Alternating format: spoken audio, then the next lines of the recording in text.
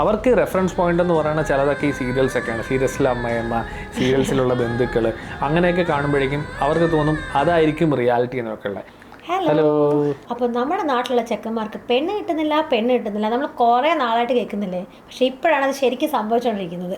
രാജ്യത്തെ പുരുഷന്മാർക്ക് വിവാഹം കഴിക്കാൻ സ്ത്രീ പങ്കാളികളെ കിട്ടാനില്ല എന്ന തരത്തിൽ പലവിധ സർവേകൾ മുമ്പ് പുറത്തു വന്നിരുന്നു. വീണ്ടും ഇതാ ഈ വിഷയം വാർത്തകളിൽ ഇടം പിടിച്ചിരിക്കുകയാണ്.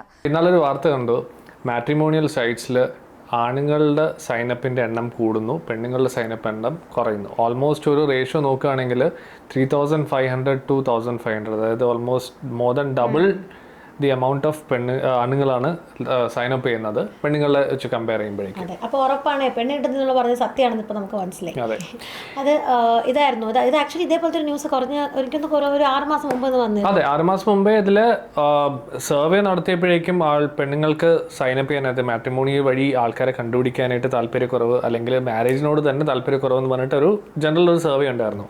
ഇപ്പോൾ ഇന്നാൾ അതിൻ്റെ ഒരു സ്റ്റാറ്റിസ്റ്റിക്കൽ ഇതെടുത്തപ്പോഴേക്കാണ് ഈ നമ്പേഴ്സിനെ കുറിച്ച് അറിഞ്ഞത്, എത്രയാണ് അതിൻ്റെ ഒരു ഗ്യാപ്പ് എന്നുള്ളത്. അതെ, അപ്പോൾ ഇതെല്ലാം വരുമ്പോൾ നമുക്ക് എപ്പോഴും എങ്ങനെയാണല്ലോ, അതിൽ പുതിയ കാര്യങ്ങൾ വരുമ്പോൾ പുതിയൊരു പേരൊക്കെ കണ്ടുപിടിക്കും, ഇതുവരെ കേട്ടിട്ടില്ലാത്ത പുതിയ പേരും. ഓരോ ഫോബിയകളൊക്കെ നമ്മൾ അപ്പോഴാണ് ആ പേരുകളൊക്കെ അറിയുന്നത്. അതെ, ഫോബിയ പിന്നെ എല്ലാവർക്കും അറിയാമല്ലോ, പലതരം ഫോബിയാസിൽ ഒരു പുതിയ ഫോബിയ. അപ്പോൾ ഇതിനെയാണ് ഗാമോഫോബിയ എന്നും പറയുന്നത്. Fear of commitment, fear of marriage, fear of staying committed with another person for A long duration എന്നുള്ള പോലത്തെ. അപ്പോൾ ഈ ആർട്ടിക്കിൾ കുറച്ച് ദിവസം മുമ്പാണ് ഞങ്ങൾ കണ്ടത്. അപ്പോൾ ആർട്ടിക്കിളിനകത്ത് ഇങ്ങനെ ഉള്ളതെന്ന് വെച്ച് കഴിഞ്ഞാൽ എന്ത് റീസൺസ് ആയിരിക്കും ആൾക്കാർക്ക് ഈ ഫോബിയ വരാൻ കാരണം, അതൊക്കെ വാലിഡ് റീസൺസ് ആണ്. ഒരാൾക്ക് ആ റീസൺ വന്ന ആ റീസൺ തന്നെ മറ്റു പലർക്കും തോന്നുമോ ഇത് കാരണം കുറേ പേര് ഇൻഫ്ലുവൻസ്ഡ് ആയിട്ട് അവർ വേണ്ടാന്ന് വിചാരിക്കുമോ, അങ്ങനെ കുറേ കാര്യങ്ങളുണ്ടായിരുന്നു. അപ്പോൾ ആക്ച്വലി നോക്കിക്കഴിഞ്ഞാൽ ഈ ഫോബിയ നേരത്തെ ജനറേഷൻസിലും ഒക്കെ ഉണ്ടായിരുന്നു, പണ്ടൊക്കെ ഉണ്ടായിരുന്ന സംഭവമാണ്. ഇപ്പോഴാണ് അതിനെക്കുറിച്ച് കൂടുതൽ സ്റ്റഡി ചെയ്ത് അതിൻ്റെ ഇതേപോലത്തെ റിസർച്ചും ആർട്ടിക്കിൾസും ഒക്കെ വന്നു തുടങ്ങിയത്. അതെ, അതിനകത്ത് ആക്ച്വലി ഒരു ഇതുണ്ട്. പണ്ട് ഫോബിയ എനിക്ക് തോന്നുന്നു ആണുങ്ങൾക്കായിരുന്നു ഉണ്ടായിരുന്നത്. അപ്പോൾ അത് ഫോബിയ ആയിട്ട് പറഞ്ഞിട്ട് കേട്ടിട്ടുണ്ട്. പക്ഷെ ഇപ്പോൾ പെണ്ണുങ്ങൾ എടുത്ത് പറയാൻ തുടങ്ങിയപ്പോഴാണ് ആക്ച്വലി ഫോബിയ ആയിട്ട് ഇങ്ങനെ എൻഹാൻസ്ഡ് രീതിയിൽ ആൾക്കാർ കാണാൻ തുടങ്ങിയത്. അതെ, അപ്പോൾ ഇതിൽ മെയിൻ ഒരു കാരണം പറയുന്നത് എന്താണെന്ന് വെച്ച് കഴിഞ്ഞാൽ, ഈ കല്യാണം കഴിഞ്ഞുള്ള ലൈഫിൽ പല കാര്യങ്ങളും സാക്രിഫൈസ് ചെയ്യും. ബേസിക്കലി ഫ്രീഡം സാക്രിഫൈസ് ചെയ്യുക, പിന്നെ നമുക്ക് ഇഷ്ടമുള്ള രീതിയിൽ ലിവ് ചെയ്യാൻ പറ്റാത്ത രീതിയിലുള്ള ഹൗസ് ഹോൾഡിലോട്ട് പോവുക. അപ്പം ഇങ്ങനെയൊക്കെയുള്ള കുറേ സിറ്റുവേഷൻസ് കേട്ടെറിഞ്ഞതിന് ശേഷം, അടുത്തുള്ള പിയർസിൻ്റെ നിന്നൊക്കെ കേട്ടെറിഞ്ഞതിന് ശേഷം പല പെണ്ണുങ്ങൾക്കും ഈ ഒരു ഫിയർ ഡെവലപ്പ് ചെയ്യുന്നുണ്ട്. അതുകൊണ്ടാണ് ഈ കമ്മിറ്റ്മെൻറ്റിലോട്ട് പോകാനായിട്ട് ഒരു രീതിയിലും താല്പര്യമില്ലാത്തത്. പിന്നെ ഓൾറെഡി ജോബൊക്കെ ഉള്ള സ്ഥിതിക്ക് ആരായിട്ട് റിലൈ ചെയ്യേണ്ട എന്നും കൂടെ ഉള്ള ഒരു സിറ്റുവേഷൻ വരുമ്പോഴേക്കും എന്തിനാണ് വെറുതെ വയ്യാവയിൽ തലക്കയറ്റി എടുത്ത് വെക്കുന്നത് എന്നുള്ള പോലെ. അതെ, മെയിൻ പോയിന്റ്സ് പറഞ്ഞാൽ എനിക്കൊന്ന് പണ്ടാണെങ്കിൽ കുറേ പെണ്ണുങ്ങളാണെങ്കിൽ അവർ ഉള്ളിൽ അങ്ങനെ ഉണ്ടെങ്കിലും പറയാത്ത ആൾക്കാരായിരുന്നു. ഇപ്പോൾ കൂടുതൽ വോക്കലായിട്ട് ആൾക്കാർ പറയാൻ തുടങ്ങി. അപ്പോൾ എല്ലാവരും അതിനെ ഒരു ജോബ് കിട്ടട്ടെ എന്നിട്ട് വേണമെങ്കിൽ ആലോചിക്കാമെന്ന് പറയുന്നത്. അതിൻ്റെ പകുതി പേർക്ക് ആലോചിക്കണമെന്നേ ഇല്ല. കാരണം ഇതേ പറഞ്ഞ പോലെ ഒരു ആവശ്യമില്ലാത്ത ഒരു വയ്യാവേലി അല്ലേ എന്നൊരു തോട്ടാണ്. അതല്ലെന്നുണ്ടെങ്കിൽ നമുക്ക് ജോബ് ഉണ്ടെന്നുണ്ടെങ്കിൽ വേണമെന്നുണ്ടെങ്കിൽ കളഞ്ഞിട്ട് പോകാനും പറ്റുമല്ലോ. നമ്മൾ ഫൈനാൻഷ്യലി സെക്യൂർ ആണല്ലോ. അപ്പോൾ ആ ഒരു ഒപ്പീനിയനോടാണ് കുറേ പേര് ഇങ്ങനെ തിങ്ക് ചെയ്യുന്നതാണ് തോന്നുന്നത്. അതെ, പിന്നെ അതിനേക്കാളും വേറൊരു ഇതെന്താണെന്ന് വെച്ച് കഴിഞ്ഞാൽ, പലവരും ഇപ്പം പല പെണ്ണുങ്ങൾക്കും തോന്നുന്നത് ആണുങ്ങൾ ട്രൂത്ത്ഫുൾ ആവില്ല എന്നുള്ളതാണ്. ലൈക്ക് ഒരു ട്രാൻസ്പാരൻസി കുറവുണ്ട്. അപ്പം അവർ പറയുന്നതും അവരുടെ പ്രവൃത്തിയും തമ്മിൽ ഭയങ്കരമായിട്ട് ഡിഫറൻസ് ഉണ്ട്. അപ്പോൾ അവരെന്താണോ അവർ ആദ്യം പറയുന്നത് അതല്ല അവർ ഫോളോ ത്രൂ ചെയ്ത് കല്യാണം കഴിഞ്ഞിട്ട് ചെയ്യുന്നതെന്നുള്ള ഇത് അവരുടെ എക്സ്പീരിയൻസ് എന്ന് പറഞ്ഞാൽ അവരുടെ റിലേഷൻഷിപ്പിൽ നിന്നുള്ള എക്സ്പീരിയൻസ്, അല്ലെങ്കിൽ പിയേഴ്സിൽ നിന്നുള്ള എക്സ്പീരിയൻസ്, ഇതൊക്കെ കൊണ്ടുള്ള പല ആനക്ഡോട്ടൽ എവിഡൻസ് വെച്ചിട്ടാണ് ഈ ഭൂരിഭാഗം പെണ്ണുങ്ങൾ ഈ ഒരു നിലവാരത്തിലേക്ക് എത്തുന്നത്. ആക്ച്വലി പറഞ്ഞു കഴിഞ്ഞാൽ എനിക്ക് തോന്നുന്നു പണ്ട് ഈ പ്രോബ്ലംസ് ഉണ്ടായിരുന്നെങ്കിലും ഇത്രയും ആൾക്കാർ തമ്മിൽ അറിഞ്ഞില്ല. നമ്മുടെ നെയ്ബേഴ്സിൻ്റെ അടുത്തോ അല്ലെങ്കിൽ കുറച്ച് ഫ്രണ്ട്സ് ഗ്രൂപ്പിലൊക്കെ ഉള്ള ഡിസ്കഷനിൽ മാത്രമേ സിറ്റുവേഷൻസ് കൂടുതൽ അറിഞ്ഞിട്ടുള്ളൂ. പക്ഷെ ഇന്നിപ്പോൾ ഇൻസ്റ്റാഗ്രാമും മറ്റ് പല പ്ലാറ്റ്ഫോംസിൽ കൂടെ നമുക്ക് നമ്പർ ഓഫ് കേസസ് പ്രോബ്ലം വന്നിട്ടുള്ള കേസസ് ഒരുപാട് അറിയാം. അപ്പോൾ നമ്മുടെ വീട്ടിലെ ആൾക്കാരെ തന്നെ എടുത്താൽ തന്നെ നമുക്കറിയാം. പലരും ഒരു ദിവസം പറയും ആ കല്യാണം കഴിക്കാം, അടുത്ത ദിവസം പറയും ഇത് ശരിയാവും തോന്നുന്നില്ല.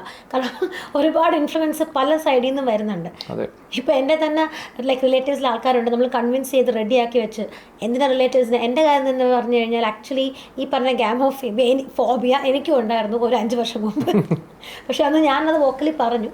അപ്പോൾ ഇത് ആക്ച്വലി എക്സിസ്റ്റിംഗ് സാധനമാണ്. ഈ എനിക്ക് തോന്നുന്നു ഇൻഫ്ലുവൻസ് ആവുന്നതും കേൾക്കുന്ന കൂടുതൽ ഇൻസിഡൻസ് അറിയുമ്പോൾ രണ്ട് ചോയ്സ് ഉണ്ടല്ലോ, എടുക്കണോ വേണ്ടയോന്ന്. അപ്പോൾ എടുക്കാതിരിക്കാനുള്ള ഓപ്ഷൻ ഇപ്പോൾ ഉണ്ട്, പണ്ടതില്ലായിരുന്നു.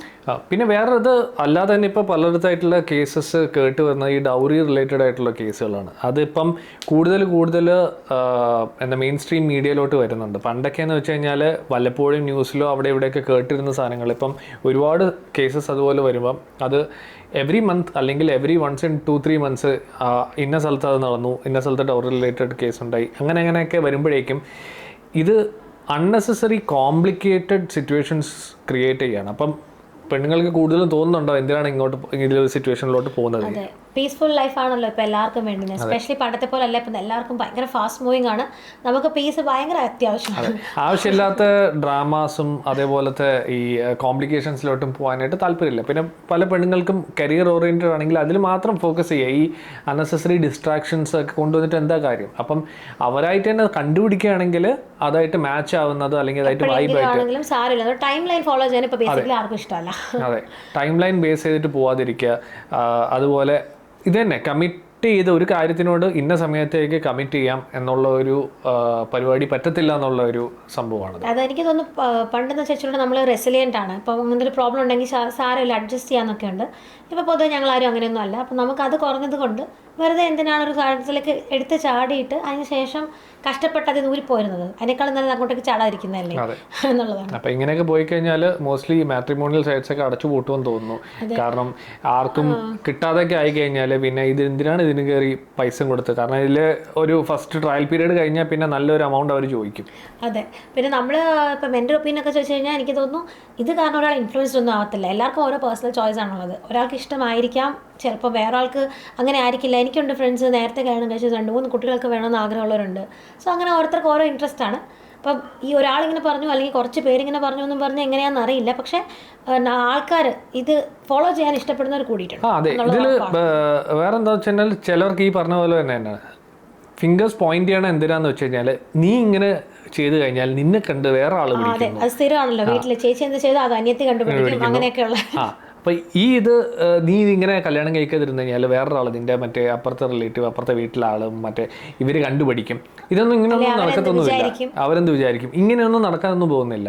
ഓരോരുത്തർക്ക് അവരുടേതായ തീരുമാനങ്ങളും അതേതായ ഒപ്പീനിയൻസും ഒക്കെ ഉണ്ട്. അതിൻ്റെ ഒരു ഭാഗമായിട്ടാണ് ഈ ഫോബിയ എന്ന് തന്നെ പറയാം. കാരണം അവർക്ക് കമ്മിറ്റ്മെൻറ്റ് ഇഷ്യൂസ് ഉണ്ട്, അല്ലെങ്കിൽ കമ്മിറ്റ് ചെയ്യാനായിട്ട് പറ്റുന്നില്ല എന്നുണ്ടെങ്കിൽ അത് അവരുടെ തീരുമാനമാണ്. അത് വേറൊരാൾക്ക് അത് ചെയ്യണമെന്നുണ്ടെങ്കിൽ അത് ഇൻഫ്ലുവൻസ്ഡ് ആവത്തില്ല. അതൊരു എന്താ പറയുക, റെഫറൻസ് മാത്രമേ ആവത്തുള്ളൂ. Still they are the one who are going to take the final decision. മറ്റേ ആൾ അപ്പോൾ എനിക്ക് തോന്നുന്നു അൾട്ടിമേറ്റ്ലി ഇപ്പോൾ കേരളത്തിൽ ജോലി ഇല്ലയെന്ന് പറഞ്ഞ് എല്ലാവരും പുറത്ത് പോകുന്നുണ്ടല്ലോ, അതേപോലെ കല്യാണം കഴിക്കാൻ പെണ്ണില്ല എന്ന് പറഞ്ഞ് ഇനി ദുബായ്ക്കോ അല്ലെങ്കിൽ പല സ്ഥലങ്ങൾക്കോ അപ്പോൾ ഇന്ത്യ തന്നെ വേറെ പല സ്ഥലങ്ങളിലേക്ക് പോകേണ്ടി വരും. അതെ, പണ്ട് എവിടെയൊക്കെയോ ഇതുപോലെ ന്യൂസ് കേൾക്കാറുണ്ട്. റഷ്യയിൽ കുറേ പെണ്ണുങ്ങൾക്ക് കല്യാണം കഴിക്കാൻ ചെറുക്കന്മാരെ കിട്ടാതിരിക്കുന്നു. അവർ ഇന്ത്യയിലല്ലേ വന്നുകൊണ്ടിരുന്നത്.